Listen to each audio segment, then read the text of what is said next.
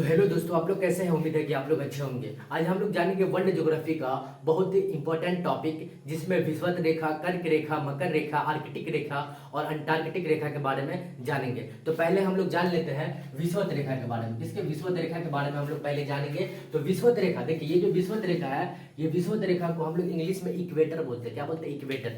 इसे 0 डिग्री के नाम से भी जाना जाता है। क्या नाम से जाना जाता है? 0 डिग्री के नाम से भी जाना जाता है। याद रखिएगा कि विषुवत रेखा को हम लोग 0 डिग्री के नाम से भी जानते हैं और इसे भूमध्य रेखा भी कहा जाता है। क्या कहा जाता है? भूमध्य रेखा। इसको हिंदी में हम लोग भूमध्य रेखा कहते हैं, यानी कि पृथ्वी के बीचों बीच से बांटने वाली रेखा को हम लोग विषुवत रेखा बोलेंगे। क्या बोलेंगे? पृथ्वी के ये जो बीच में जो रेखा जा रहा है, इसी को हम लोग विषुवत रेखा, यानी कि पृथ्वी के बीचों बीच से बांटने वाली रेखा को हम लोग विषुवत रेखा बोलेंगे। उसके बाद हम लोग जानेंगे कर्क रेखा। लेकिन कर्क रेखा को जानने से पहले हम लोग जानेंगे कि पृथ्वी 2 गोलार्ध में बटा हुआ है। कितने गोलार्ध में? 2, यानी कि पहला दक्षिणी गोलार्ध और दूसरा उत्तरी गोलार्ध। पृथ्वी जो 2 हिस्सों में बटा हुआ है, पहला दक्षिणी गोलार्ध और दूसरा क्या है? उत्तरी गोलार्ध। याद रखिएगा कि पृथ्वी जो है 2 हिस्सों में बटा हुआ है। कितने हिस्सों में बटा हुआ है? 2 हिस्सों में। पहला उत्तरी गोलार्ध और दूसरा दक्षिणी गोलार्ध। ठीक है। अब यहाँ पे जानेंगे हम लोग कर्क रेखा। किसके बारे में? कर्क रेखा के बारे में जानेंगे। तो कर्क रेखा को इंग्लिश में हम ट्रॉपिक ऑफ कैंसर बोलते हैं। क्या बोलते हैं? Tropic of cancer. ठीक है। कर्क रेखा को इंग्लिश में हम क्या बोलेंगे?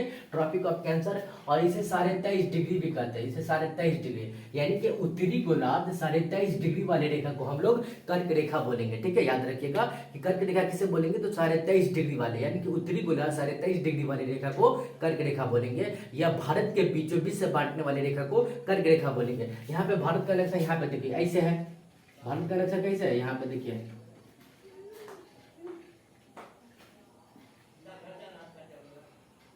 भारत का नक्शा ऐसे है कि नहीं? ऐसे है।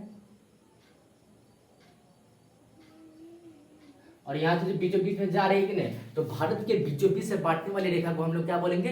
कर्क रेखा, या पृथ्वी के उत्तरी गोलार्ध 23.5 डिग्री वाले रेखा को कर्क रेखा बोलेंगे। और ये जो कर्क रेखा है, भारत के 8 राज्य से होकर गुजरती है। कितने राज्य से? 8 राज्य से होकर गुजरती है, जिसमें पहला नंबर पे गुजरात, दूसरा नंबर पे राजस्थान, तीसरा नंबर पे मध्य प्रदेश, चौथा नंबर पे छत्तीसगढ़ और 5वां नंबर पे झारखंड और छठा नंबर पे पश्चिम बंगाल, यानी कि वेस्ट बंगाल, और 7वां नंबर पे मिजोरम और त्रिपुरा, 8वां नंबर पे त्रिपुरा। याद रखिएगा कि भारत के 8 राज्य से होकर कर्क रेखा गुजरती है, जिसमें गुजरात, राजस्थान, मध्य प्रदेश, छत्तीसगढ़, झारखंड, पश्चिम बंगाल, त्रिपुरा और मिजोरम। ठीक है। याद रखिएगा, यानी कि कर्क रेखा पृथ्वी के उत्तरी गोलार्ध 23.5 डिग्री वाले रेखा को कर्क रेखा, या भारत के बीचों बीच से बांटने वाली, या भारत के बीचों बीच से बांटने वाली रेखा को हम लोग कर्क रेखा बोलेंगे। ठीक है। याद रखिएगा। अब हम लोग जानेंगे मकर रेखा के बारे में। किसके बारे में? मकर रेखा के बारे में। मकर रेखा के बारे में हम लोग जान लेते हैं। देखिए ये जो मकर रेखा है, इसको इंग्लिश में हम लोग ट्रॉपिक ऑफ कैप्रिकॉर्न बोलते हैं। क्या बोलते हैं? Tropic of capricorn. और इसे 23.5 डिग्री बोलते हैं। क्या?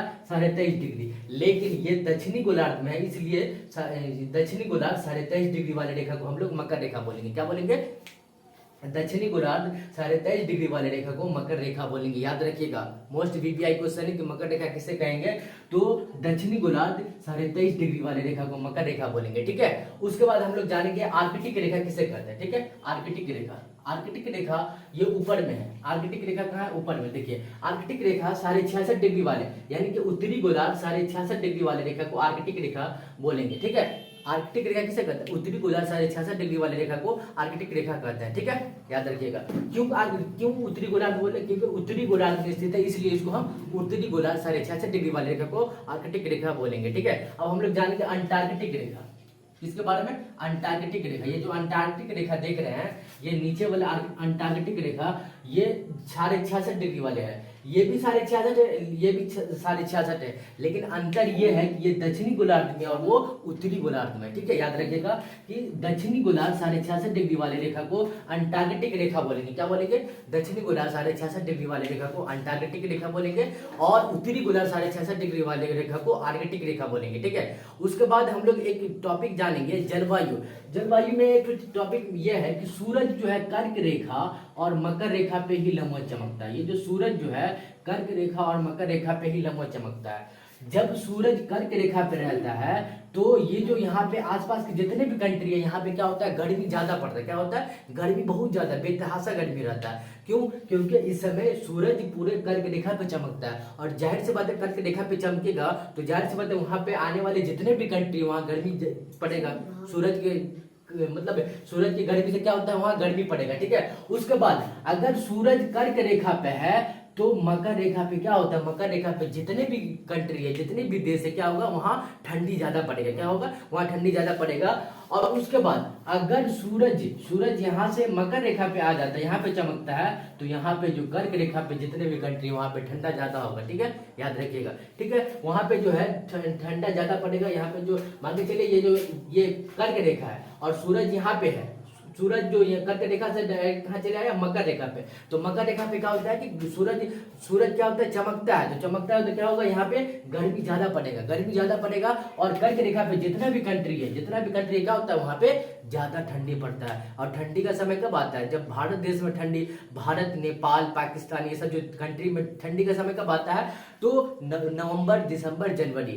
बेतहासा ठंडी कब रहता है, जनवरी में रहता है कि नहीं रहता है। लेकिन क्यों रहता है, क्योंकि ये जो सूरज जो है मकर रेखा पे चमकता है, इसलिए यहाँ पे ये ठंडी ज्यादा पड़ता है कर्क रेखा पे। और जब मकर रेखा पे सूरज चमकता है तो यहाँ पे कर्क रेखा पे ठंडी पड़ता है, और जब कर्क रेखा पे मतलब ये सूरज चमकता है तो मकर रेखा पे ज्यादा ठंडी पड़ता है, ठीक है। उम्मीद है कि आप लोगों को ये वीडियो अच्छा लगा हो। अगर अच्छा लगा हो तो लाइक करें, और चैनल पर नए हो तो चैनल को जरूर सब्सक्राइब कर लेंगे। मिलते हैं नेक्स्ट वीडियो में, तब तक के लिए जय हिंद, जय भारत।